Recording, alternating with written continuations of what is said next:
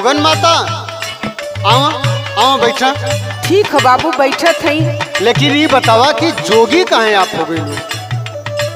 फटैलू गरियाए का फटैलू गरियाए का दे दया भगिनिया के पूछा जानी हमारी का हनियाए बाबूजी।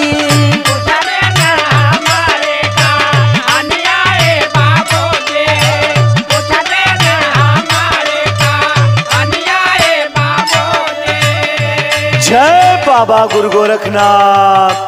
अरे बच्चा ये कैसी भीड़ लगी है बेटा? पहले ही जोगन माता आयल हैं, इनकर सुन ले होता ओकरे बाद तो हम भी भिक्षा मिली। ठीक है बेटा। माई कसाई लेहली बाबूजी के जनवा जंगल में भागी के बचवली परनवा।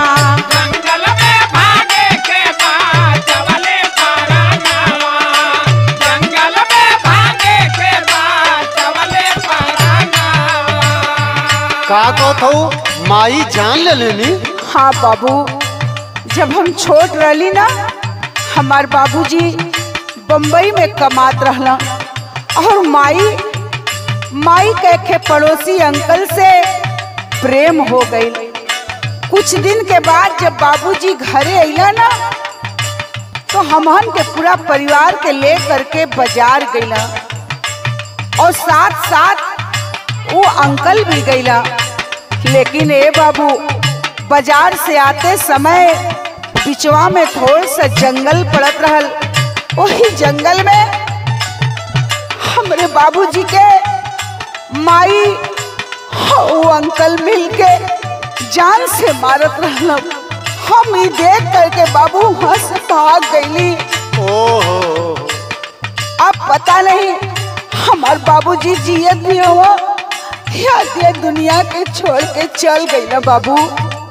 फिर का भयल? सुना बतावा। घर जब जाई थी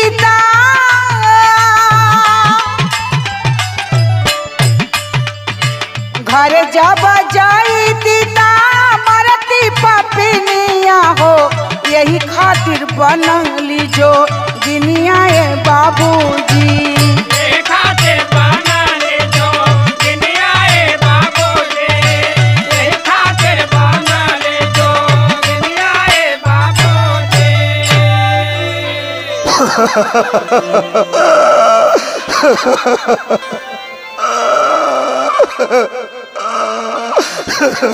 अरे तू का रोत हुआ जोगी बाबा? मत पूछो बेटा, बड़ी दर्द भरी कहानी है। का कहानी है बाबा? लागता कि तो ही बाटू बेटी मोर सपनावा होना। ए बेटी उहे पापा बाटे तोर सपनावा होना।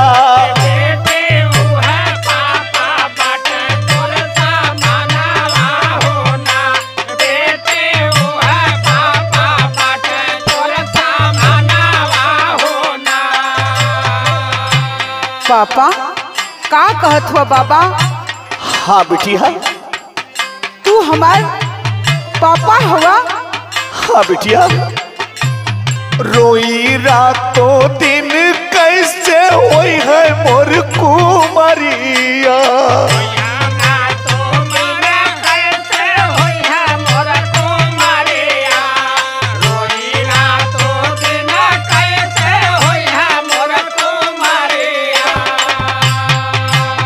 पवली ना कहीं खोजली दूर दूर नागरिया।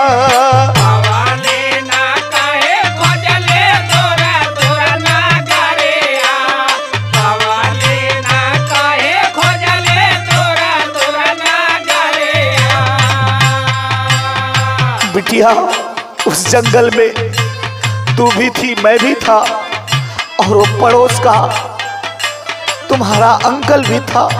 इतना मारे मैं बेहोश हो गया, लेकिन प्रभु के सहारे मैं बच गया और तू भी बिटिया अपना जान बचा के भाग गई। बहुत अच्छा की। तू हमार पापा हुआ। हाँ बेटी। तू इतना दिन कहाँ रहला पापा? तू दुनिया में रहला पापा, लेकिन हम तो सोचली पापा कि तू अब ये दुनिया में ना हुआ पापा। बिटिया है तो प्रभु की कृपा, तू अपना जान बचा के भागी, वो लोग अपना जान बचा के भागे। मैं कहाँ चला गया मुझे खुद नहीं पता चला। बनी गईली जोगी तापा तोहरे करनवा होना, ए बेटी उह पापा बटे तोरे समनवा होना।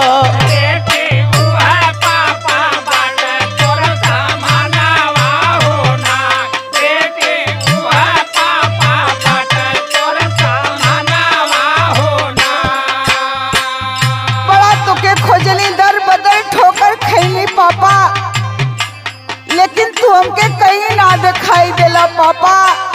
आज बाबा गुरु गोरखनाथ के कृपा से हम बाप बेटी आमने सामने है हो पापा। हाँ बेटी, आज कोई साल बाद तुहके बाटी पवले।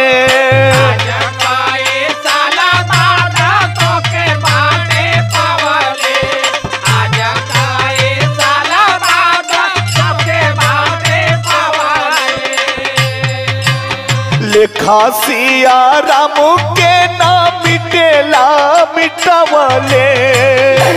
पापा, पापा।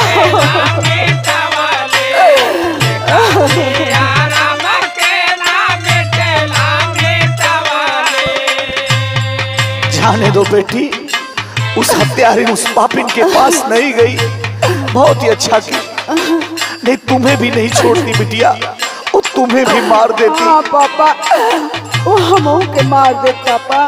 संतोष करा फूटी गईले मोर करमावा होना, बेटी उह पापा बटे तोर समनवा होना।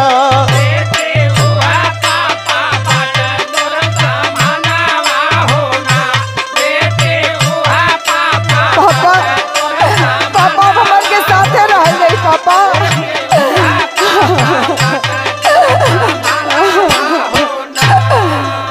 हाँ बिटिया, हम जोगी और तू जोगन बन गई, लेकिन एक बाप और बेटी एक ही साथ किसी घर पे भिक्षा लेने जाएंगे बिटिया, एक ही साथ रहेंगे। हाँ पापा। मेरे जिगर का टुकड़ा, मेरी